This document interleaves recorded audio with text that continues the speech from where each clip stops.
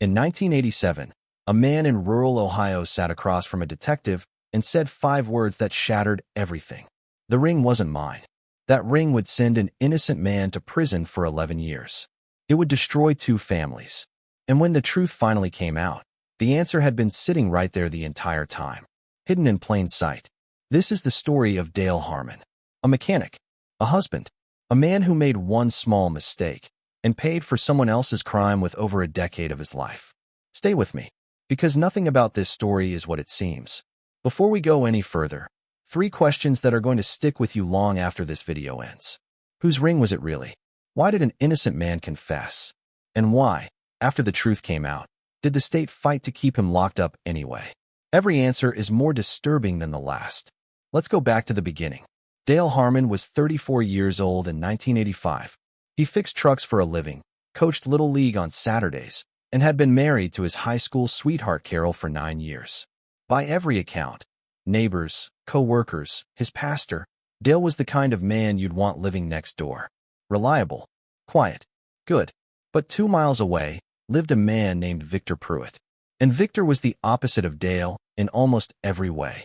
Victor had done time in the early 70s for assault. He drank. He owed money to the wrong people. And according to at least 3 people in town, he had a habit of stealing jewelry from unlocked cars. These 2 men had almost nothing in common, until the night of September 14, 1986, when their lives crashed into each other in the worst possible way. A woman named Brenda Kessler was found at the bottom of Miller's Creek, less than a quarter mile from both men's homes. Struck from behind, her purse gone, no witnesses.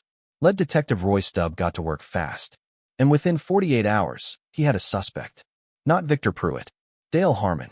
Why? Because a neighbor reported seeing Dale's truck near the creek that night. And because when investigators searched the area, they pulled a gold ring from the mud. A man's ring, size 10. Dale Harmon wore a size 10. When detectives showed him the ring, Dale hesitated. And in that hesitation, Detective Stubb saw guilt. But Dale wasn't hesitating because he recognized it as his. He was hesitating because he recognized it as someone else's. He knew whose ring it was, but he couldn't say a word. Dale Harmon was arrested. He maintained his innocence. But after 10 hours of interrogation, sleep-deprived, without a lawyer for most of it, he broke. He signed a statement. He later said they told him it would help clear things up. Instead, it became the prosecution's entire case. The trial lasted 4 days. Dale's public defender called no expert witnesses, offered no alternative theory.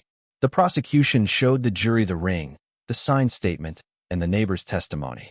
That was it. Guilty. 11 to 20 years. Outside the courthouse, Dale's wife Carol said one thing to reporters. That ring wasn't his. I've never seen it before in my life. Nobody wrote it down. Dale Harmon went to prison, and Victor Pruitt walked back to his house by the creek and kept on living. 11 years later, a cold case investigator named Patricia Reyes pulled the Kessler file as part of a routine statewide review. She went through every piece of evidence, and she noticed something that should have stopped everything in 1986. The ring was engraved on the inside. 3 letters. VJP. Victor. Jerome. Pruitt. The ring had sat in that evidence locker for 11 years. Logged. Tagged. Cataloged. Nobody had ever flipped it over. Pruitt, now 61 and sick, was brought in for questioning. Within 2 hours, he confessed. He'd been stealing from Brenda Kessler's car. She caught him. Things escalated. He panicked. Dale Harmon walked out of prison on a Tuesday morning in March 1998. He was 47 years old. His mother had died while he was inside. His wife had remarried. Ohio issued a formal apology in 2001. Dale received a settlement, the exact amount sealed by court order. Victor Pruitt died in custody in 2002 before a full trial concluded. And that ring, the one that cost an innocent man 11 years of his life, sits in a storage box somewhere in a state archive. 3 letters on the inside that nobody looked for. Dale Harmon lost his mother, his wife, 11 years. All because one detective never turned a ring over. And a system so certain it was right, never once stopped to ask if it might be wrong. If they had just flipped the ring over, would you still trust the system? Drop your answer below. Stories like Dale Harmon's aren't ancient history. They're happening right now, in courthouses across this country.